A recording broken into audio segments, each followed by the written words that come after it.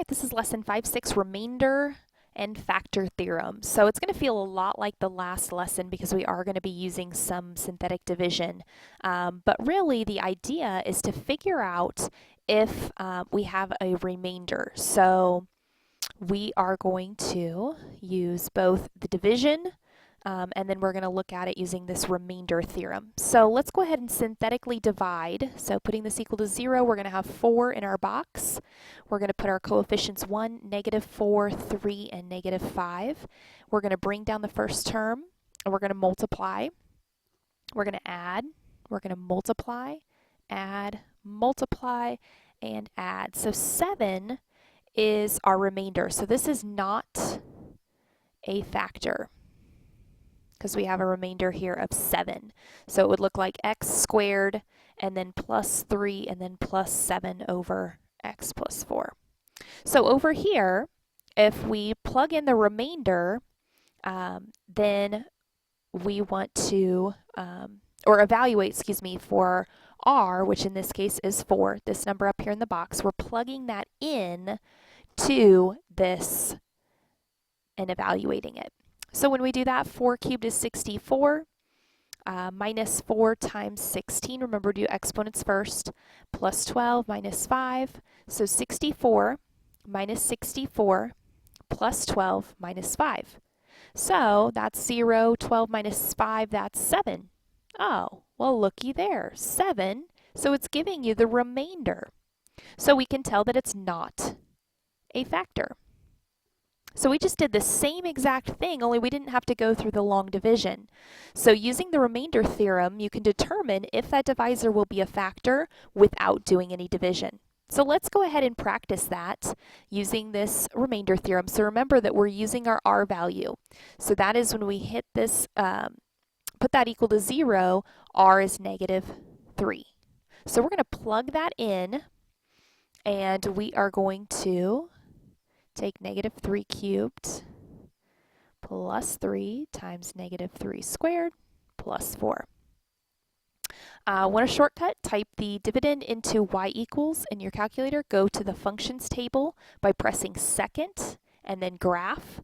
And in that x column, find the r value and its corresponding y output. And then you can pretty much see if it's a remainder. So typing this into the y equals, and then going to second graph to that table, looking for this r value, -3, and looking for the y to see what that remainder is. So you can do it that way, and that's even quicker.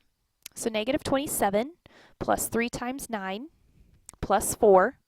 So that's -27 plus 27 plus 4. Well, that's 4. So if there's 4 here, that means there's a remainder. So it's a no. This is not a factor of that. So I want you to try the next one on your own B, and then check when you're ready. All right, so let's go ahead and check. So plugging in, remember we set this equal to 0, so r is 9. So should have plugged in 9 for x and then simplified, and you get 114. So it's a no because you've got a remainder there. So let's try one more together. So this set equal to 0 would mean r is equal to +5. So 5 cubed minus 7 times 5 squared plus 7 times 5 plus 15. So simplifying that, 125 minus 175 and then plus 35 plus 15.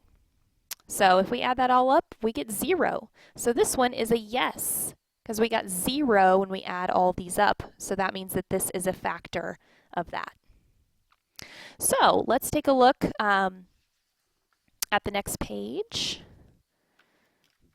And we are determining whether x minus 3 is a factor of x cubed plus 4x squared minus 15x minus 18. Then we're going to find the remaining factors. So that's the additional piece here from what we did on the first page.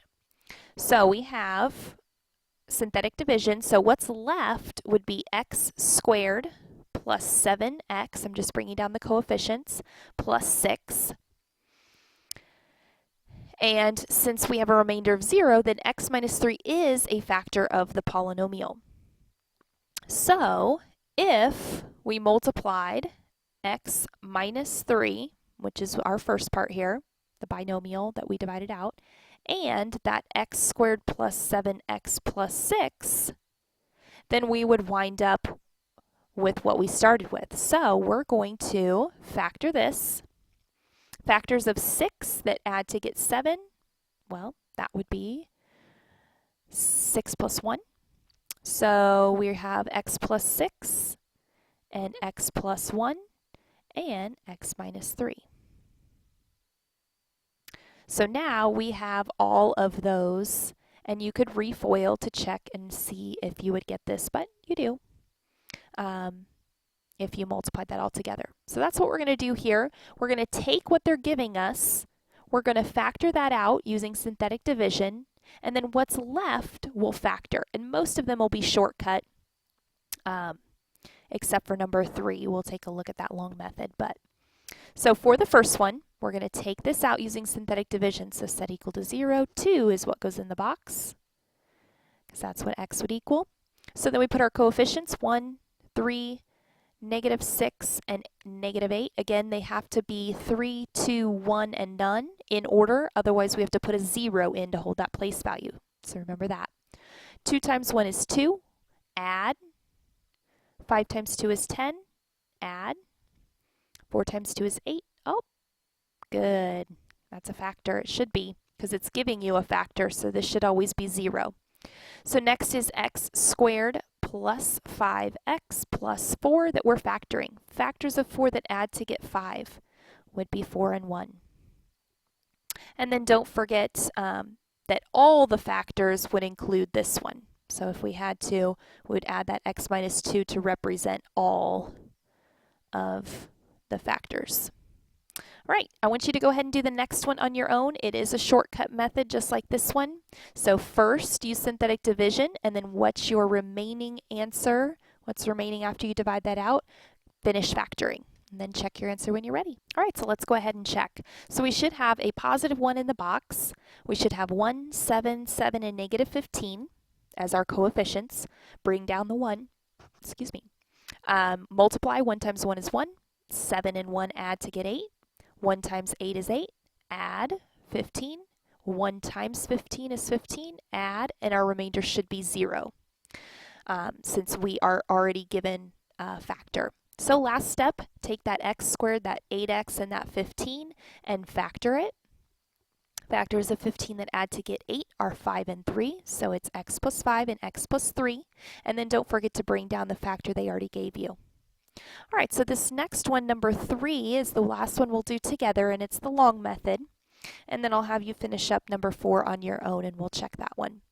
So first step is to divide out this factor, negative 2, when we set it equal to 0. So 3, negative 4, negative 17, and 6. And bring down the 3. Multiply, add, multiply, add, and multiply. And we should get 0 as the remainder. There it is. So we have a 3x squared minus 10x plus 3. So see how we have this coefficient? So we're going to have to take the first times the last, 9, and then figure out the factors to add to get negative 10, which would be negative 9 and negative 1. So we're going to have a 3x squared, replace the middle with those two factors, and group. So pulling out for the first two a 3x, pulling out from the second group a negative 1. And then we're going to take that 3x minus 1 and put those in parentheses, and then the x minus 3. And then don't forget up here, that x plus 2 goes as well. And there are our factors. So it's pretty easy when they give you one. So start on this next one. Divide out this factor using synthetic division, and then factor out the last little bit. And think difference of squares as you're working. All right, so let's check this last one. Setting this equal to 0, we would get a 3 in our box. Put the coefficients 4, negative 12, negative 1, and 3. Bring down the 4. Multiply 3 times 4 to get 12. Add. Multiply. Add. Multiply. Add. And then we get a 4x squared minus 1. So again, think difference of squares. So 2x plus 1 and 2x minus 1. And then our original factor they already gave us, bring that down as well.